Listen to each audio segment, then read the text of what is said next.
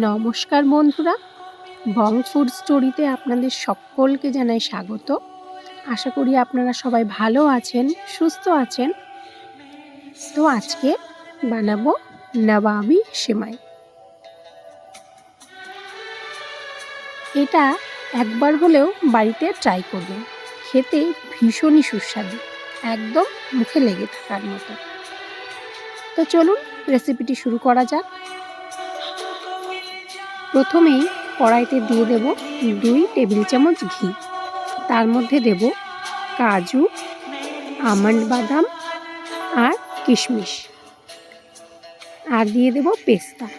ভালোভাবে ভেজে নিয়ে লাল লাল করে তুলে নেব।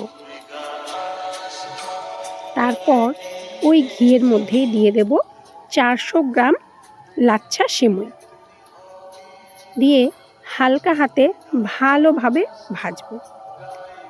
একটু ভাজার পর দিয়ে দেব 150 গ্রাম গুঁড়ো দুধ। আবারও ভালোভাবে মিশিয়ে নিয়ে তার মধ্যে দিয়ে দেব 200 গ্রাম চিনি। তারপর একসঙ্গে ভালো করে মিশিয়ে নিয়ে হালকা গোল্ডেন ব্রাউন হলে লাচ্ছা সেমাইটি নামিয়ে নেব। অন্য একটি পাত্রে নিয়ে নেব 1 লিটার দুধ। 1 লিটার দুধ নিয়ে ভালোভাবে ফুটিয়ে হাফ করে নেব, তাতে দুধের গাঢ়ত্বটা একটু ভালো হবে আর একটা ক্রিমি টেক্সচার আসবে। দুধ ফুটে গেছে। 1 কাপ দুধের মধ্যে 2 চামচ কাস্টার্ড পাউডার দিয়ে ভালো করে মিশিয়ে নেব।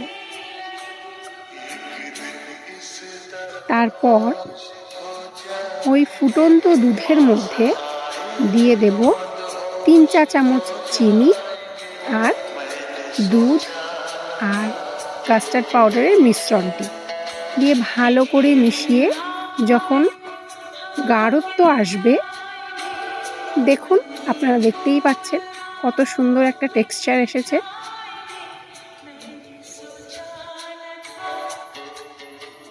এটাকে নামিয়ে নিয়ে অন্য একটি পাত্র নিয়ে তার মধ্যে সিমইয়ের মিশ্রণটি দিয়ে ভালোভাবে স্প্রেড করে উপর থেকে ওই গরম দুধ আর কাস্টার্ডের যে মিশ্রণটি সেটা ভালোভাবে উপর থেকে দিয়ে দেব।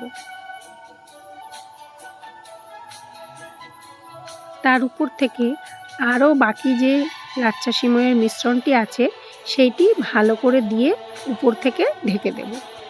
তারপর দিয়ে দেব ভেজে রাখা আমন্ড, কাজু, পেস্তা আর একটা সুন্দর গোলাপ ফুল দিয়ে ডেকোরেশন করলাম আমি। দেখুন দেখতে যতটা সুন্দর, খেতে আরও বেশি সুন্দর।